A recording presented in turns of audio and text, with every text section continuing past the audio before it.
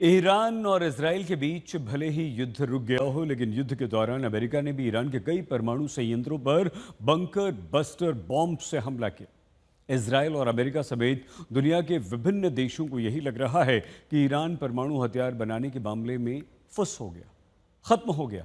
लेकिन जो जानकारी सामने आ रही है वो खतरनाक है। वो ये बता रही है कि ईरान को अमेरिकी हमलों से नुकसान नहीं हुआ और वो अपने परमाणु कार्यक्रमों में बहुत पीछे चला गया हो, ऐसा बिल्कुल नहीं।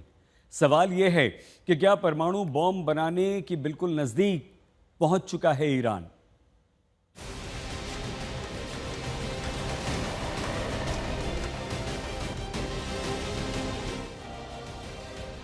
ईरान और इजराइल के बीच 12 दिन तक चला युद्ध और फिर अमेरिका की एंट्री के बाद युद्ध विराम का ऐलान। अब सवाल ये कि आखिर इस युद्ध में इजराइल और अमेरिका का मकसद कितना पूरा हुआ? क्या ईरान के परमाणु हथियारों का खतरा पूरी तरह से टल गया है? अगर हाँ, तो फिर इन सैटेलाइट की तस्वीरों को देखकर अमेरिका और इजराइल की टेंशन बढ़ सकती है। मैक्सर सैटेलाइट की ओर से जारी ताजा तस्वीरें चौंकाने वाली हैं। 29 जून की तस्वीरों में अमेरिकी बंकर बस्टर बमों ने जिस क्षेत्र को टारगेट किया था, अब तेजी से काम होता दिखाई दे रहा है। सैटेलाइट तस्वीरों में खुदाई के यंत्र और क्रेन जाते हुए दिख रहे हैं। पहाड़ी के नीचे एक बुलडोजर और ट्रक भी नजर आ रहा है। निर्माण से जुड़ी मशीनें एंट्री गेट और परिसर के पूर्वी हिस्से वाली इमारत पर भी काम कर रही हैं। ये वही इलाका है जिसे अमेरिका ने पूरी तरह से तबाह करने की बात कही थी। अब सवाल ये कि अगर अमेरिका ने ईरान के परमाणु केंद्र को तबाह कर दिया है, तो फिर सैटेलाइट तस्वीरों में क्या काम होता नजर आ रहा है? खबरों की माने तो अमेरिका के हमले के बावजूद ईरान के परमाणु केंद्र पूरी तरह से तबाह नहीं हुए हैं। वहीं अमेरिका की लगातार चेतावनी के बावजूद ईरान दोबारा से परमाणु हथियारों पर काम तेजी से कर रहा है। एक्सपर्ट की माने तो ईरान कुछ ही महीनों में यूरेनियम संवर्धन फिर से शुरू कर सकता है। सैटेलाइट तस्वीरों में नतांज के पास एक रहस्यमयी परमाणु साइट पिकैक्स माउंटेन का भी खुलासा किया है।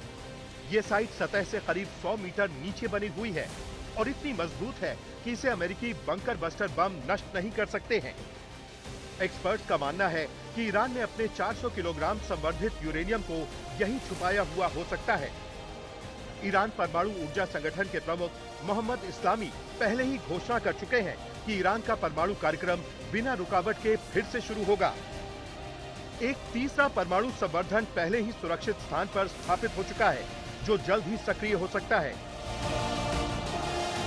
वहीं अंतर्राष्ट्रीय परमाणु ऊर्जा एजेंसी के महानिदेशक राफेल ग्रोसी ने चेतावनी दी है कि ईरान कुछ ही महीनों में सेंट्रीफ्यूज का उपयोग करके यूरेनियम संवर्धन शुरू कर सकता है। हमलों ने ईरान की तकनीकी विशेषज्ञता नष्ट नहीं की है और ईरान के पास परमाणु क्षमता अभी भी बरकरार है। ये खुलासा ऐसे वक्त में हुआ है जब अमेरिका लगातार ईरान पर परमाणु समझौते का दबाव बना रहा है, तो वहीं दूसरी ओर ईरान बातचीत को लगातार टालने की कोशिश कर रहा है।